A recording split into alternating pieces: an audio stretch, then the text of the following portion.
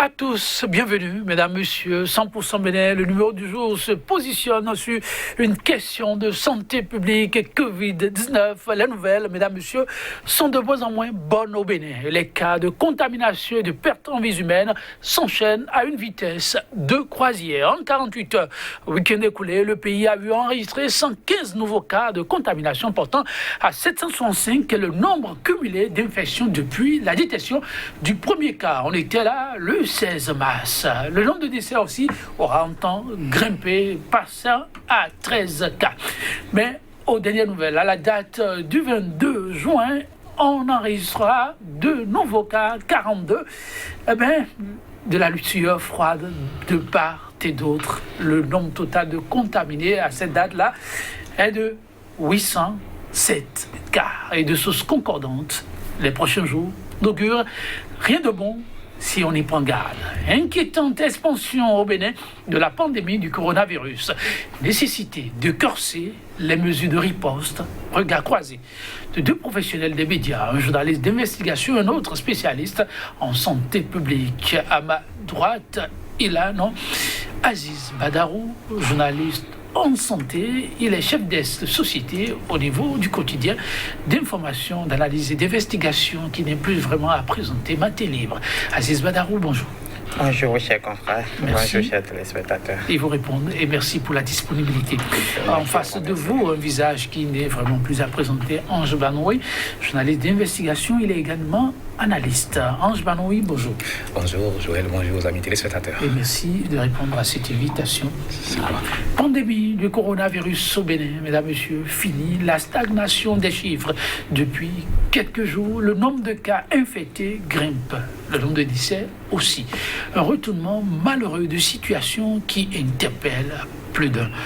Mars avril, le Bénin présentait un tableau plutôt des plus enviables. Alors, comment en est-on arrivé à ces résultats-là, Aziz Badarou? Merci beaucoup, et chers confrères. C'est vrai qu'aujourd'hui, le Bénin approche la barre des 1000 cas. On aurait également voulu tout de suite avoir certains détails par rapport à ces cas que nous enregistrons ces derniers jours. Et là, je voudrais être un peu honnête en disant simplement que la gestion de la pandémie a manqué de transparence. Ça a manqué de transparence en ce point où on aurait quand même voulu que les autorités sanitaires en charge de la gestion de cette crise puissent nous dire d'où proviennent ces nouveaux cas. Parce que jusqu'à aujourd'hui, on n'est pas en mesure d'affirmer qu'il s'agit des cas importés, qu'il s'agit des cas communautaires. Où est-ce qu'on est allé réaliser ce diagnostic? Est-ce que ce sont les résultats qu'on a à partir des tests réalisés au niveau de certains groupes cibles, comme les agents de santé, les forces armées béninoises? Est-ce que c'est dans ces groupes cibles qu'on a ces nouveaux cas? On n'est pas en mesure de le dire aujourd'hui parce qu'on ne communique pas suffisamment sur ces détails-là. Donc aujourd'hui, c'est vrai qu'on a une augmentation des chiffres, mais on aurait quand même aimé que les autorités communiquent par rapport à certains détails. C'est inquiétant qu'on en soit arrivé là. Aujourd'hui, le fait qu'il y a manque d'informations fait que beaucoup se permettent certaines supputations. Chacun se lève et avance des raisons, sans pouvoir être convaincu des raisons que nous avançons. C'est parce qu'on a laissé libre cours à certaines choses. On n'a pas donné certains détails pour qu'on puisse réellement faire des analyses qu'il faut jusqu'à ce jour. Ce matin, je crois que j'ai lu une analyse de Dr Alexis Agressich qui estimait qu'il y avait simplement eu un relâchement au niveau du respect des mesures, des mesures barrières qui avaient été éditées par les autorités. Bon, on peut également prendre ça également comme l'une des raisons, mais je crois qu'aujourd'hui, il est important qu'on puisse nous dire réellement d'où proviennent ces nouveaux cas. D'où proviennent ces nouveaux cas? Oui, les autorités sont à l'écoute et elles nous aideront à être mieux situés. Ceci permettra aussi à chacun de prendre mieux ses responsabilités. Mais en attendant, nous ferons avec les données disponibles. Alors, Ange Banoui, avant d'aller un peu plus en profondeur de l'émission, comment appréciez-vous ces chiffres qui, chaque jour que Dieu fait, se multiplient et vont parfois même au-delà? Merci Joël. Écoutez, vous voyez d'abord la première inquiétude qu'a évoquée mon confrère, c'est la communication en pareille circonstance. Vous savez, lorsqu'on prend par exemple les différents type de communication qui a été mise en place par les pays de la sous-région, on se rend compte qu'au Bénin, on a opté pour un type de communication qui, dans une certaine mesure, peut peut-être avoir d'impact sur ce que nous observons. Vous prenez par exemple le Burkina, qui a été l'un des pays où la crise s'est le plus installée le plus tôt comparativement aux autres. Vous aurez pu constater qu'il y a une cellule de crise qui a été mise en place et il y a même un point quotidien qui s'est fait jusqu'à une époque donnée. Et l'autre chose, cela dans une certaine mesure également nous rappelle qu'il nous reste certaines choses que nous devons relever en termes de défis, en termes de communication de crise. Parce que la communication de crise fait appel à bon nombre de mécanismes qui sortent du carcan quotidien de la communication institutionnelle, comme on a eu coutume des sorties médiatiques, des conférences de presse. Parce que jusqu'à un passé récent, beaucoup de gens se demandaient, mais où est-ce que vous avez eu à voir quelqu'un qui soit présenté comme guéri de la Covid-19 ? Est-ce que vous avez jamais déjà vu véritablement quelqu'un qui était de visu porteur ou bien malade ou bien hospitalisé? Parce que bien vrai que le phénomène étant d'un certain niveau de viralité, les caméras n'ont pas eu assez à certains endroits. Mais je me rappelle bien qu'à l'arrivée du dispositif de mise en quarantaine des patients pour le traitement, il y avait eu un petit reportage qui a été fait. Mais on n'est pas allé au-delà pour que la population se rende compte qu'en réalité, qu'il ne s'agit pas, comme on le dit, d'une histoire qu'on est en train de leur conter. Et passer également ce cap de la communication qui n'est pas encore totalement perdu, qu'on peut rattraper si on s'y met le plus tôt possible en mettant en place le dispositif qu'il faut et en mettant également... Parce qu'on a voulu à un moment donné ne pas jouer sur la psychologie des populations en disant qu'il ne faut pas affoler les gens. Et on s'est fait prendre par le revers de la situation, ce que nous observons aujourd'hui. Parce que le 16 mars, lorsque le premier cas était intervenu sur le territoire béninois, on était encore jusque là à l'étape 0. Et lorsqu'on est rentré dans le 6 avril à l'étape 1 de premier cas de décès qui a été annoncé, vous avez vu que dans la population, les choses ont changé. Et aujourd'hui, on peut dire qu'on est à l'étape 3 parce que jusque-là, en dehors, on a parlé de la contamination des cas importés, mais aujourd'hui, nous sommes dans les contaminations communautaires. C'est-à-dire quoi? Ce ne sont plus des cas importés, mais des gens qui sont des gens que nous connaissons, des gens avec qui nous échangeons, qui sont au contact de la maladie. Mais d'autant plus qu'il y a aussi la stigmatisation qu'il y a derrière le phénomène qui fait qu'on évite d'amener les caméras pour pouvoir filmer des gens, pour que les gens puissent voir, ah voilà telle personne que je connais qui est porteur du germe. Mais on peut toutefois, de façon professionnelle, faire le travail de telle enseigne que on peut flouter les visages. Il y a pas mal de mécanismes de communication en termes de crise pour pouvoir non seulement sensibiliser la population, parce qu'il a nécessité également de faire, comme on le dit, une thérapie de choc pour que les gens puissent comprendre qu'il ne s'agit pas de la supputation. Et mieux, lorsque la gestion de la crise s'est enchevauchée avec, je ne dirais pas la politique, parce que en termes de crise, j'ai pu constater que certains pays se départissent carrément de politique. Prenez le cas des États-Unis. Regardez combien de fois les propos du président Donald Trump a été véritablement controversés. Mais de l'autre côté, les propos d'experts ne souffrent pas de ce genre de type. Parce qu'on sait que de ce côté, c'est le politique qui parle. Ce qui fait que aujourd'hui, nous devons beaucoup plus prioriser des sons de cloche qui viennent beaucoup plus de spécialistes, d'épidémiologistes, que de politiques. Parce que ces attitudes à adopter, il y a quand même une question que beaucoup se posent. Comment en est-on arrivé à ces cas de contamination de plus en plus préoccupants? Quand on sait que de mars à avril, comme je le disais à votre vis-à-vis, c'était un tableau pour le moins enviable. Certains pays ont même cité le Bénin qui a pris un certain nombre de mesures, décriées à l'interne, saluées à l'extérieur, et puis après, on vit la situation, un tableau quand même pas du tout reluisant. Comment ça peut s'expliquer? Cela s'explique de deux manières.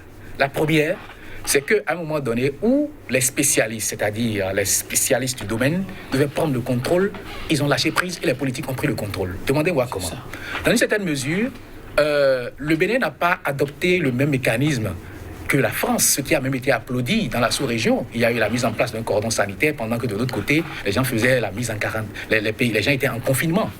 Et on a évoqué des questions d'ordre social pour pouvoir justifier cela. Et mieux, sur le plan sous-régional, ça a été coopté c'est vrai que c'était dans le Conseil des Nations, mais le Bénin a été l'un des premiers pays qui a mis cela en exergue le plus tôt possible, pendant que les autres étaient en train de réfléchir sur comment mettre cela en évidence. Mais là où peut-être que, ce n'est pas peut-être, là où le Bénin a lâché prise, c'est lorsque nous avons juxtaposé notre retour à la normale avec le déconfinement en France. Lorsque vous prenez par exemple le chronogramme, l'évolution de la pandémie, vous vous rendez compte que de janvier, février, mars, 3 mois durant, la France était dans une période comme celle que nous étions en train de vivre jusqu'au mois de juin dernier. C'était quoi? Des cas de contamination, la lettre n'était pas, il n'y avait pas de pic. Mais passer les 3 mois, c'est qu'on rentre dans une période de pic. Et regardez, nous avons commencé chez nous ici pratiquement en avril. Mais juin, le pic a commencé. Ça dit quoi? Que c'est maintenant que nous rentrons dans la vitesse de croisière où il y aura forcément des cas de contamination qui vont s'exploser et qu'il faudra véritablement gérer. Et c'est là que si peut-être on n'avait pas déjà refait le retour à la normale, qu'on aurait peut-être pu éviter ce pic-là que nous observons aujourd'hui. C'est un retour à la normale qui, apparemment, est préjudiciable. Préjudiciable, parce que si on suivait même la logique que le Bénin avait mise en place, on ne devait même pas suivre le déconfinement qui se passait en France pour dire que, bon, d'autant plus que les autres pays sont en train de lever le confinement, que nous aussi, il fallait qu'on retourne à la mort. Officiellement, les autorités n'ont pas dit que c'est pour copier. Non, officiellement, non, mais je fais une similitude, un rapprochement. Voilà. Oui, Aziz, comment le Bénin, je vous avais posé la question, vous avez fait quelques développements qui vous paraissaient importants, mais la question reste posée, comment en est-on arrivé là? Je crois que je n'approuve pas totalement l'avis de mon cher confrère Ange Banouin quand il dit que le retour à la normale a été préjudiciable et c'est l'une des raisons de pourquoi nous en sommes là aujourd'hui. Je voudrais dire que le retour à la normale au Bénin, avec le déconfinement dans des pays occidentaux, pour moi, ça a été juste une coïncidence. Parce que au Bénin, la pandémie a été gérée d'une certaine manière où on était arrivé à une étape où on pouvait commencer à aller vers la normale. Parce qu'à un moment donné, on avait établi un cordon sanitaire qui avait permis quand même de circonscrire le danger dans un domaine donné. Et juste là, jusqu'à ce que le cordon sanitaire soit toujours en vigueur, je crois qu'on n'est pas entré dans une situation beaucoup plus critique que ce que nous voyons aujourd'hui. C'est pour ça que je disais au départ qu'il est important aujourd'hui qu'on puisse nous dire réellement d'où est-ce que ces cas viennent. Là, nous pourrons réellement opiner. Aujourd'hui, maintenant, des vols ont commencé à arriver au Bénin. Il y a encore... L'aéroport n'était pas fermé. L'aéroport n'était pas fermé, mais le nombre de vols était limité. Ça, c'est vrai. Le nombre de vols était limité. Aujourd'hui, maintenant, beaucoup de vols commencent déjà par arriver vers le Bénin. Et toutes ces personnes qui arrivent sont soumises automatiquement à des tests. Est-ce que c'est parmi ceux-là que nous avons plusieurs cas que nous avons aujourd'hui? Il faut qu'on puisse nous le dire. Là, nous pourrions parler des cas importés. Est-ce que c'est des Béninois qui étaient déjà souffrants en Italie, en France, qui rentrent maintenant au pays parce que maintenant ils sont libres de revenir au pays? Il suffit simplement d'avoir les frais pour faire les tests au niveau de l'aéroport et puis le tout est joué. Maintenant, est-ce que c'est parmi ces Béninois que nous avons les nouveaux cas? Qu'on puisse nous le dire là, nous pourrions opiner, nous pourrions réellement savoir que c'est de là que vient le danger. Maintenant, est-ce que, parce qu'on a aussi démarré le dépistage de masse depuis un moment au niveau des agents de la santé, des forces armées béninoises, des enseignants, mais est-ce que c'est parmi ce lot-là que nous avons les nouveaux cas? Je crois que c'est de là que nous pourrons réellement opiner, au lieu d'aller tout de suite vers la décision du gouvernement de faire un retour à la normale, et de voir ça comme déjà une mesure préjudiciable. Moi, je ne suis pas d'avis, je préfère être prudent là-dessus. Et même lorsque certains évoquent déjà qu'en optant déjà pour les élections communales avec la campagne électorale, c'était déjà un risque qui avait été pris et que cela allait créer également des conséquences comme ce que nous sommes en train de voir aujourd'hui. Je crois que sur ces points, moi, je préfère être prudent. Et comme je vous l'ai dit, pour opiner réellement sur les réelles raisons qui nous amènent aujourd'hui à ces cas, il faut réellement que ceux-là qui sont en charge de la crise puissent nous dire, est-ce qu'ils ont commencé par passer de maison en maison pour faire des dépistages? d'où nous viennent ces cas. C'est très important. D'où nous viennent ces cas? Pour l'instant, on n'a pas de réponse à cela, mais on a d'autres précisions. En attendant de venir vers la précision, oui, j'ai juste quelques remarques à faire observer à mon confrère. C'est que dans un premier temps, lorsque vous observez par exemple la démarche de la communication institutionnelle qui a été mise en place, vous vous rendez compte qu'il ne s'agit pas... C'est vrai qu'il est probable qu'il y ait des cas importés, mais de façon officielle, on est déjà venu à nous parler de cas communautaires. C'est dit quoi? C'est dit que là, nous ne sommes plus à parler de cas importés. Certes, la probabilité n'est pas, je ne dirais pas faute, mais il est évident qu'il y ait certainement des gens qui reviennent sur le territoire, qui portent encore des gemmes. L'autre chose, il a évoqué les cas de dépistage qui ont été mis en œuvre. Mais, comme je l'ai rappelé tout à l'heure, peut-être la crainte de la stigmatisation. Parce que moi, j'ai eu à suivre par exemple des pays où des gens qui ont été porteurs ont vu par exemple leurs enfants appelés Corona, qui l'ont témoigné devant micro et caméra. Maintenant, l'autre chose c'est quoi? L'autre chose c'est que ce que nous feignons également de comprendre par rapport à ce qui se passe, c'est que la dernière rencontre qu'il y a eu week-end dernier, je veux dire en fin de semaine de la semaine dernière avec les dignitaires religieux, ce n'était pas, si c'était juste pour canaliser par exemple l'entrée, je pense que le gouvernement est assez outillé pour dire à observer les chiffres que nous avons, il fallait commencer par remettre des dispositifs au niveau de l'entrée, remettre la mise en quarantaine systématique, parce que parfois il faut lire aussi la stratégie qui est mise en place. Et en lisant la stratégie, vous vous rendez compte qu'en réalité, que quelque part, même s'il y a une tendance vers des cas importés, c'est que la probabilité aussi des cas à l'intérieur, comment gérer la transmission communautaire est également préoccupante, parce que vous avez pu constater que le gouvernement est allé directement au contact des confessions religieuses, à l'endroit de qui on a permis de reprendre dès le 2 juin déjà les cultes. D'autant plus qu'on s'est avisé de ce que la propension que cela prend, si sur le plan communautaire, on laissait que les choses aillent à une certaine allure, on risquait véritablement d'être surpris par le cours des choses. Voilà. Aziz Badarou. Bon, je crois que je vais une fois encore dire qu'on ne peut pas parler de cas communautaires ni de cas importés sans avoir les mêmes informations que les autorités sanitaires.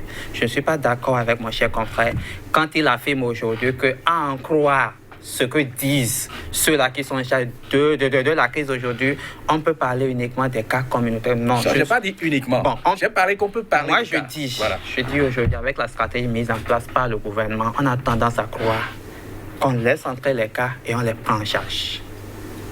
À l'heure où nous sommes là, je ne partage pas cet avis. La stratégie mise en place par le gouvernement, à la date du 22 juillet, aujourd'hui, tout porte à croire, laissons venir les cas, on les prend en charge. Maintenant, si on est allé tout de suite à la rencontre des confessions religieuses, moi je doute fort qu'on ait déjà beaucoup de choses à reprocher aux confessions tout de suite, parce qu'ils ont les cultes ont officiellement repris normalement il y a à peine quelques jours.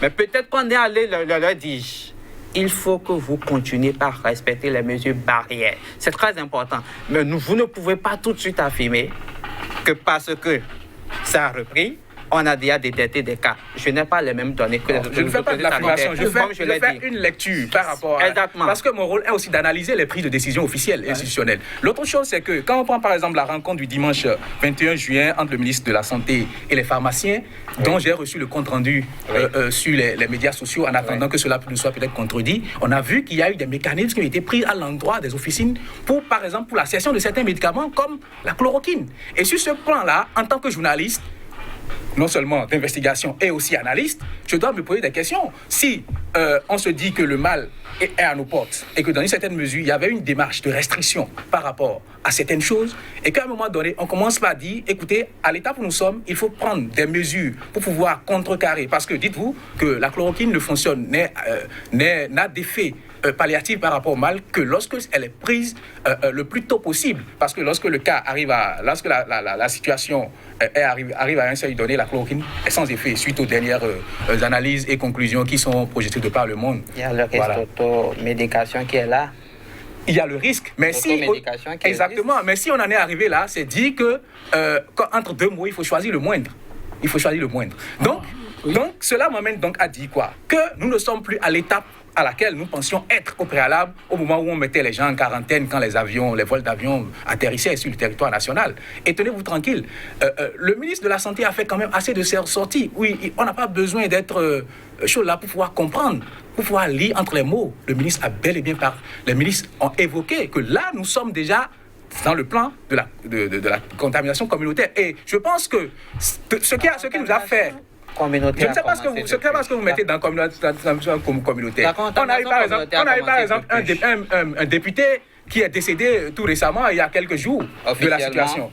Qui en a parlé? Ce n'est pas... Personne n'en a pas parlé. Même si officiellement on n'en a pas parlé, on a vu quand même qu'il y a eu des séances de, comment on appelle ça, de désinfection qui ont eu lieu au niveau du Parlement. Il y a eu quand même des tests qui ont été rapidement effectués au niveau du Parlement. Et dites-vous, vous n'avez pas besoin je ne suis pas en train de dire Ubit et Obi que voilà. On n'est pas là pour accuser quelqu'un ou bien pour jeter du discrédit sur ce qui se fait. Mais on est là pour analyser, pour décrypter ce qui se fait. Et dans cette posture, on ne peut pas s'interdire de dire sur la base de ce que nous sommes. Parce que les populations nous suivent. Parce qu'il suffit simplement de commencer par jeter encore le mythe de ce que jusqu'à présent, on est encore peut-être dans des cas importés, que les gens vont jamais mettre que les gens ne vont pas mettre les masques, que les gens ne vont pas adopter les mesures barrières. Et tenez-vous tranquille. La première prise de conscience qui est obtenue, qui est advenue dans ce pays ici, parce que j'en parle, parce que peut-être je parle du Bénin, c'est lorsque le premier cas de décès a été annoncé. Le premier cas de décès, je vous assure, après cette annonce du premier cas de décès de Covid-19, je vous assure que les comportements ont changé. Vous, dans votre entourage, vous avez pu constater des gens qui entendent.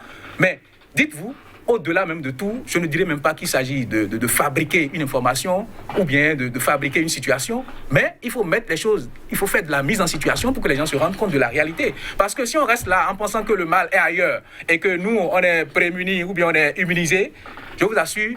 Et si nous jouons encore à la communication comme cela se dit en disant il faut, on sera surpris. Parce qu'il y a quelques jours, quand on était passé à 6 cas, je disais que ça grimpe. Aujourd'hui, on est à combien de cas? On est à 13 cas. Il faut préciser, de décès. Et le nombre de choses là, on est à 800 et quelques. Donc on a voisin les 1000 cas de contamination. Et je ne pense pas qu'à 1000 cas de décontamination, que ce soit des cas importés. Parce qu'on a un avion qui débarque 1000 personnes au Bénin par jour ou bien 100 personnes par jour pour qu'on ait 800 cas qui soient des cas importés. On est en analyse. Voilà. Il y a quelques précisions quand même qui ont été apportées. Le ministre de la Santé a pu préciser qu'il y a 3 départements qui sont dans le viseur et qu'il faille faire beaucoup attention. Vous avez suivi cela. Et quand on parle de ces départements dans la lutte contre le mal, qu'est-ce que vous trouvez de pertinent à cette information rendue disponible dans la lutte contre le mal? Moi, je n'y vois pratiquement rien de nouveau à cette information. Rien de nouveau, pourquoi? Parce que tout simplement, ces départements faisaient partie du cordon sanitaire établi. On rappelle les départements à nos téléspectateurs, il s'agit de l'Atlantide, du littoral et de l'Ouest. Voilà. Donc, ces départements faisaient partie du cordon sanitaire établi depuis le début. Donc, la plupart des cas étaient beaucoup plus circonscrits dans ces zones-là. Donc, quand on nous dit aujourd'hui qu'il y a la plupart des cas dans ces zones, nous avons l'aéroport qui est dans le littoral. Donc, quand on nous dit aujourd'hui que la plupart des cas proviennent de ces 3 départements, rien ne me surprend, moi, principalement. Rien ne vous surprend, principalement. Moi, j'avoue que franchement, je suis diamétralement opposé à son développement. Parce qu'on n'a jamais dit que les cas étaient circonscrits dans ces départements lorsqu'on a installé le cordon sanitaire. Le cordon sanitaire a été une barrière pour pouvoir contrôler qu'au-delà des communes ciblées, des 12 communes, qu'en cas où il y aurait par exemple des cas qui étaient en cas de transmission, que la barrière soit, on puisse circonscrire la zone à prendre en compte parce que dites-vous que dans certains pays, on a vu comment se fait la prise en charge après le dépistage. Et si, au regard de nos moyens, qu'on se donnait le luxe de laisser les gens aller et revenir sur l'étendue du territoire national, la crise serait difficile à gérer en cas de contamination ou bien de transmission communautaire. Et aujourd'hui, lorsque le ministre parle de ces départements, ce n'est pas pour parler de ces départements comme étant des nouveaux départements qui ont été détectés, parce qu'en son temps, c'était des cas en griffe importés, c'était au moment où on mettait les gens en quarantaine, Et on n'avait pas encore commencé par faire des dépistages communautaires de masse. Donc, cette analyse-là, je ne la partage pas.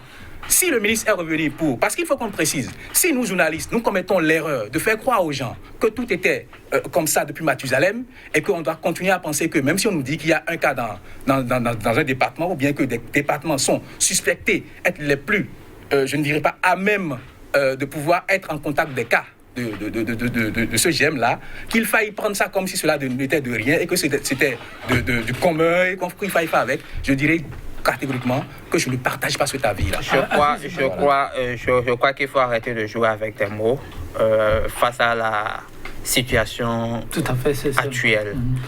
Quand je dis que ça ne me surprend pas cette information, le cordon sanitaire a été établi au départ parce que tout simplement, la plupart des cas détectés à cette étape-là, à ce moment précis, étaient beaucoup plus dans ces zones.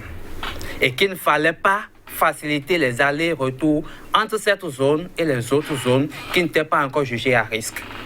Qu'on le veuille ou non, la plupart des localités qui étaient confinées dans le cordon sanitaire ont été considérées comme des zones à risque. Jusqu'ici, jusqu'à ce que la mesure soit officiellement levée. Maintenant, quand on arrive encore à jouer avec des mots alors que la situation est davantage critique, là, moi, je crois que c'est pratiquement différentes informations mises à disposition, lesquelles vous paraissent très pertinentes à partager avec les téléspectateurs en ce qui concerne des mesures préventives, si c'est ce qu'il faut faire. Bon, je crois que depuis le début, pour la première fois quand j'étais ici, je vous avais dit que j'ai toujours apprécié la plupart des mesures prises par l'autorité sanitaire du Bénin pour pouvoir contrer la pandémie. Oui. Et que si les mesures étaient respectées avec assez de rigueur, le Bénin serait l'un des pays qui serait à l'abri du mal aujourd'hui. Mais il n'y a pas eu assez de rigueur. Il y a eu même des gens qui ont réussi à contourner les dispositifs mis en place au point où même le gouvernement était obligé de dire que chacun s'en prend à sa conscience. Donc, pour moi, la plupart des mesures barrières éditées par le gouvernement sont pertinentes. Mais le plus important, c'est qui les respecte et comment les faire respecter. Et on a l'impression que c'est pratiquement Cotonou, Porto-Novo, Abomey-Calavi environ, qui sont peut-être conscients du mal. Parce que lorsqu'on quitte un peu ces zones et qu'on va un peu à l'intérieur du pays, à Azové et autres, par exemple, le constat est franchement déplorable et inquiétant. Le constat est déplorable et inquiétant. Il se présente comment? Difficile même de trouver un dispositif de lavage de mains.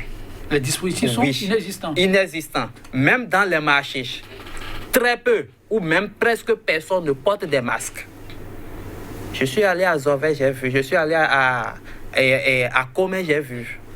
Le constat était pratiquement déplorable et inquiétant. À qui la faute? Aux autorités sanitaires. Aux autorités sanitaires. Alors, des constats partagés par vous. Oui, des constats, peut-être que c'est maintenant qu'il est en train d'en venir à ce dont nous parlons, parce que lorsque vous dépassez la latitude même je ne dirais pas de Cotonou, Calavi, même en plein cœur, même il y a même des localités, des quartiers dans Cotonou, Calavi, où déjà les gens se posent encore la question de savoir si véritablement le mal existe. C'est de ça que je parlais tout à l'heure. Lorsque vous dépassez par exemple Cotonou, Calavi, comme ça vous rentrez à l'intérieur du pays, c'est que les gens se disent même que le mal, qu'ils ne connaissent même pas ça. Pas de masque, pas de port de masque, pas de dispositif de lavage de mains. C'est vrai qu'il y a quelques endroits où on en trouve. Quand vous allez par exemple je ne ferai pas de la pub pour certaines institutions où tout au moins, quand vous y arrivez, les gens vous opposent le port de masque avant d'y avoir accès, même si quelquefois le dispositif de lavage de mains n'est pas encore ce que ça doit être. Donc c'est dit quoi? C'est dit que lorsque nous rentrons à l'intérieur du pays, lorsque nous dépassons la latitude Cotonou d'Abomey-Calavi, ce n'est pas ce que nous disons là. Les gens n'ont pas encore conscience de ce que le mal existe. Et je voudrais en profiter pour en appeler à la conscience des nouvelles autorités qui ont été installées, notamment les maires et chefs d'arrondissement et pourquoi pas les conseillers, pour qu'ils se rendent compte de ce que c'est le lieu pour eux de saisir leur bâton de pèlerin pour pouvoir mettre, non seulement, parce qu'il faut dire aussi une chose, si nous avons trouvé que peut-être le volet social pour juguler la crise pour nous qui sommes à Cotonou, Porte-Nouveau, Calavi et périphérie est déjà assez contraignant. C'est le lieu de penser déjà pour les autres, pour les communes, les arrondissements qui sont hors de ce cadre-là. Quel est le dispositif pour accompagner la population non seulement? On y revient. Alors, face à ce à quoi on assiste, un tableau pour le moins inquiétant, présenté et partagé par tous, la première mission à CMR, nouvellement installée, c'est de descendre rapidement dans leur contrée, sensibiliser à fond, accompagner. Je crois qu'ils ont intérêt à le faire, parce que s'ils sont élus, c'est d'abord pour protéger leurs administrés. Et ils ont intérêt, face à la crise actuelle, de tout faire pour que les populations comprennent la nécessité de respecter ces mesures.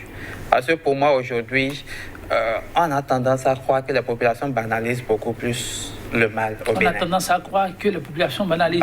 Ce n'est pas le cas. À qui la faute alors? Non, on veut comprendre. C'est un sujet que vous traitez au quotidien. La réalité, ce n'est pas ça. Les populations ne banalisent pas. Bon, au début, nous pouvons dire que les populations ne banalisaient pas. En tout cas, pour ce qui est de Cotonou, Porte-Nouveau, Abomey-Calavi environ, bon, le tour que j'ai eu à faire durant la crise, on comprenait quand même que les populations avaient peur. La panique avait quand même commencé par gagner les rangs, au point où même les petits-enfants savaient qu'il y avait une maladie qu'on appelait le coronavirus. Mais aujourd'hui, depuis un moment, c'est comme si la maladie a été inventée juste de toutes pièces pour pouvoir nous faire peur.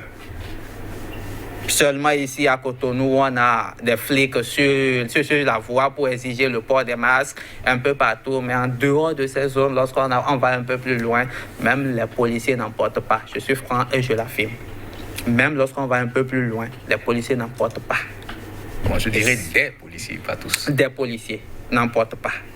Et ça aussi, c'est inquiétant. Moi, si on est à ce niveau, que faut-il faire? Ça signifie que le combat, pour être gagné, celui de la prévention, le chemin est encore très long. Le chemin est vraiment très long. Je crois que la gestion de la crise, la gestion de la crise ne devait pas se limiter à certaines localités comme Cotonou, Porte-Nouveau et autres. Il faut aller loin. Il faut aller au-delà de ces zones-là. C'est comme si on s'en préoccupe davantage ici, mais qu'ailleurs on ferme les yeux là-dessus. C'est le constat que je fais. Et je suis sincère là-dessus. Mais qui a contribution pour que tout le monde se sente en définitive concerné. En réalité, je pense que c'est maintenant que mon confrère est en train de toucher ce dont je parlais tout à l'heure. Dites-vous que lorsqu'on a mis le cordon sanitaire, c'était pour pouvoir tenir compte des zones qui étaient plus ou moins les plus à même d'être au contact. Et ce qui a fait travailler dans la mentalité de ceux qui étaient hors du cordon sanitaire, parce que eux autres n'étaient pas trop, les mesures n'étaient pas rigides de l'autre côté, que je vous l'ai dit, moi j'ai reçu des témoignages qui m'ont fait croire qu'eux, ils n'ont pas le mal chez eux, qu'ils ne connaissent pas Covid. À la limite, les gens vous disent qu'ils prennent du piment, qu'ils prennent, etc., etc. Donc, ce qui a fait également à Cotonou, Calavi et Porte-Nouveau, pour citer que ces trois grandes communes en Grèce, pour le moins qu'on puisse dire, c'est la communication. Parce que ces communes-là, c'est les communes les plus ou moins ouvertes à la communication, la télé, la radio, où les gens suivent l'information, ils regardent des choses, ils voient les choses à la télé. Et c'est là qu'en termes de stratégie de communication, c'est là où nous avons péché. Il faut appeler un chat. Parce que les autres communes qui n'étaient pas à l'intérieur du cordon se sont sentis comme s'ils étaient dans un territoire hors de celui qui... voici que, au moment où on a cru, en Grève, je ne dirais pas cru avoir gagné la bataille, on s'est rendu compte que c'est en ce moment que le pic a commencé. C'est vrai, aucune autorité n'a dit officiellement que nous avons gagné la bataille. Mais dans la conscience collective, lorsqu'on a levé les barrières, c'est que la bataille était déjà gagnée. Et c'est là que je suis en train d'en venir pour dire qu'à un moment donné, nous avons en Grève péché de penser déjà que lorsque le déconfinement se fait ailleurs, qu'il fallait aussi déconfiner chez nous, ou tout au moins lever les barrières. Alors, la question... C'est une coïncidence. La question il parle de coïncidence. Du relâchement, désormais, pour être gagné, vous pensez que les autorités, les nouveaux élus, pour parler des maires, des chefs d'arrondissement, ont un rôle primordial à jouer. On se rappelle qu'au niveau de ces grandes villes, lorsque la question s'est posée de prendre un certain nombre de dispositions, dont le port de masque, le problème qui s'est posé, certains n'en portaient pas parce qu'ils posaient d'autres problèmes, l'achat de ces masques. On fait comment pour avoir la certitude que l'usage sera systématique, quand les gens ne comprennent pas forcément qu'il s'agit de leur vie? Bon, je crois que nous l'avons suffisamment dit. Il faut davantage communiquer autour. C'est communiquer. Il faut davantage communiquer autour et surtout mettre à contribution cette fois-ci les ONG, c'est très important. Parce que je continue d'affirmer que les ONG sont beaucoup plus proches des communautés à la base. Il faut beaucoup plus les mettre à contribution. L'achat de ces masques sera systématique, vous y croyez? L'achat de ces masques, ça a posé peut-être un problème au début. Mais je crois qu'aujourd'hui, l'achat ne pose plus problème parce que les artisans locaux ont été mis à contribution pour la confection. Et au lieu que ce soit c'est-à-dire acheté à 200 francs au niveau des pharmacies, c'est accessible à partir de 100 francs. Okay. Déjà, donc je crois que ça ne devait pas être un souci pour pouvoir s'offrir un masque, parce que d'abord, c'est notre vie qui en dépend. C'est très, très important. Dans les masques, dans Cotonou, Port-Nouveau, Calavi, parce que dans les pharmacies, du moins, dans Cotonou, Port-Nouveau, Calavi. Dites-moi, combien de pharmacies vous avez quand vous arrivez à Lada? Combien de pharmacies vous avez quand vous arrivez à Webo? Quand vous arrivez? Oui. Et mieux, peut-être, lorsque vous parlez de la mise en contribution des artisans. Et cela ne se limite pas à là. Cela va au-delà de la mise à contribution, mais de la prise de conscience de chacun à travers la communication stratégique qui sera mise en œuvre pour que les populations se rendent compte qu'il ne s'agit pas d'un mal. Je ne veux même pas faire du parallélisme avec le sida, comme vous avez dit que des gens avaient trouvé des sigles. Mais c'est encore plus chaud là, parce que cette fois-ci, la transmission, elle est carrément, je ne dirais pas de l'ordre de l'aléatoire, que vous pouvez voir quelqu'un et dans un instant, on va vous dire qu'il est contaminé ou bien chaud là, mais c'est que les gens n'arrivent pas encore à toucher du doigt la réalité. Donc, pour vous, en dehors de la mise à contribution des artisans, il faut permettre aux gens de toucher du doigt la réalité. Non pas qu'ils voient des gens mourir à côté d'eux, mais de leur faire voir ce qui se passe dans les centres de traitement, de prise en charge, et pourquoi pas aussi faire des mises en situation. La stratégie communicationnelle comptera-t-elle pour beaucoup pour espérer gagner la bataille? C'est très important. C'est très important. Du début, je crois que je l'ai dit et je reviens encore là-dessus. Il est important de communiquer là-dessus. C'est très important. C'est très, très important. Aujourd'hui, les dignitaires, responsables, religieux, tous ont été appelés à redoubler de vigilance. Pour certains, l'idéal ne serait pas redoubler forcément de vigilance, mais un retour à la case départ. Donc, appeler à ce qu'on marque un arrêt par rapport à ce qui récemment a été fait. Et quel est votre regard de spécialiste dans le milieu? Bon, je crois qu'au niveau des confessions religieuses, je veux aller un peu pas à pas. Je veux parler d'abord des églises, où très peu d'églises seront en mesure de respecter les différentes mesures exigées. Si le dispositif de lavage de mains existe, et que ça peut facilement être respecté, la distanciation sociale ça reste un souci au niveau de la plupart des églises. Lorsqu'on prend aujourd'hui les mosquées, les musulmans ont l'habitude de prier les orteils collés les uns contre les autres. Maintenant, on exige une distanciation sociale d'1 mètre entre les fidèles. Est-ce que c'est possible? La question reste toute posée. Ils ont commencé. Vous n'avez pas constitué quelques mosquées. La question reste toute posée quand même. Je crois qu'on aura le temps. Il me parlait de l'officiel comparativement à l'officieux. Parce que c'est aussi ça la réalité. Quand la caméra est là, quand peut-être ce ne sont pas des gens qui sont infiltrés pour pouvoir comprendre la réalité, il y a d'autres choses au-delà de ce que nous avons coutume de voir.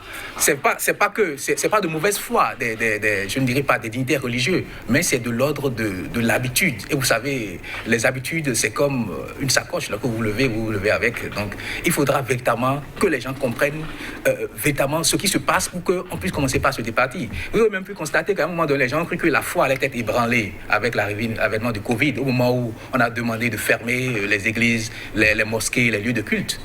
Mais les gens ont compris que quelles qu'en soient les circonstances, regardez en Italie, pendant tout ce temps où tout a été fermé, mais la foi est restée. Mais il faudrait qu'on fasse comprendre aux gens que si nous avons des habitudes aujourd'hui, nous avons des pratiques qui peuvent nous être pas favorables par rapport à cette période de crise, qu'il faille qu'on essaie de revoir peut-être pour... Si vous devez résumer les grands défis qui devront être pris en compte pour espérer vraiment venir à bout du mal, en tout cas éviter le pire pour le Bénin, Que conseillerez-vous? Je parlerai dans une première situation d'un défi communicationnel pour pouvoir permettre aux populations de se faire face à la réalité. La deuxième chose, c'est la prise, la reprise en main de la situation par les autorités, qu'elles soient sanitaires ou gouvernementales. Parce que jusque-là, elles n'ont pas encore perdu du pied et je ne voudrais pas qu'elles perdent du pied au-delà des chiffres qui sont en train d'être avancés. Peut-être s'il y a encore quelque chose qu'il faut revoir, c'est ramener chacun à une certaine prise de conscience et cela passe dans une certaine mesure par la sensibilisation et une communication stratégique. Sensibilisation, communication stratégique, oui. Alors, si je devrais également évoquer les défis à relever pour pouvoir contrer réellement la pandémie du coronavirus, je parlerai également d'un défi de communication et s'il faut également aller vers la répression pour faire respecter les mesures qui ont été édictées pour pouvoir protéger les Béninois. Maintenant, autre chose, je crois qu'il faut aller vers un dépistage de masse au sein de la population. Il faut qu'on sache réellement qui est sain et qui est malade, afin de pouvoir freiner définitivement la chaîne de la contamination au sein des communautés. Je ne dirais pas, je ne finirai pas sans parler de ceux qui sont en première ligne, c'est-à-dire les agents de santé et surtout des centres de santé. Nous avons appris quand même qu'il y a eu du matériel qui a été acquis. Mais aujourd'hui, on en est à quel niveau par rapport à la mise à disposition des centres de santé de dispositifs pour pouvoir être réactifs par rapport aux éventuels cas. Parce que si nous dénombrons également des morts, c'est que soit, comme on l'a dit, c'est des gens qui ont d'autres antécédents sanitaires, hypertension, etc. Ça a été précisé. Mais l'autre chose, c'est qu'il faut que les centres de santé ne souffrent pas du minimum pour pouvoir faire face à la situation. Oui, et le gouvernement espère bien ne pas trouver beaucoup de gens au niveau des centres de santé. Et pour cela, la décision qui est en train d'être prise et qui sera opérationnelle dans les tout prochains jours, mesdames, messieurs, c'est le port de masque obligatoire pour, s'il vous plaît, tous et partout, sur toute l'étendue du territoire national. Je reprends, le port de masque obligatoire pour tous et partout sur l'ensemble du territoire national en vue de réduire substantiellement la propagation du nouveau coronavirus. Comment trouvez-vous cette mesure envisagée et qui sera opérationnelle sous peu? Je crois qu'il le faut. Aujourd'hui, on ne parle plus des zones à risque et qu'aujourd'hui, la menace est déjà sur tout le territoire national. Donc, il ne faudrait pas que la mesure soit rigoureusement appliquée simplement dans une zone alors qu'ailleurs, on est libre de porter ou pas. Donc, je crois qu'officiellement, normalement, il faut qu'on aille maintenant vers le port obligatoire du masque. Ma conclusion, c'est qu'aujourd'hui, la situation est inquiétante, mais je voudrais quand même croire en ces autorités sanitaires qui ont en charge la crise actuelle pour pouvoir nous éviter le chaos. Merci beaucoup. Oui, Ange Banoui, cette mesure envisagée par les autorités qui sera opérationnelle dans les prochaines heures. C'est le moins qu'on puisse souhaiter d'ailleurs, parce que face à un ennemi commun qu'on n'a pas la possibilité de voir à l'œil nu et dont on sait au moins quelles sont les prédispositions pour pouvoir s'en prémunir, c'est qu'il faut d'abord respecter à la lettre les consignes et qu'elles soient office de notre conscience à chacun et à tous. Et mieux qu'au-delà de tout, que chacun puisse prendre des dispositions pour se protéger lui-même et protéger également ceux qui y a autour de lui. Merci à vous, Ange Banoui. Merci également à M.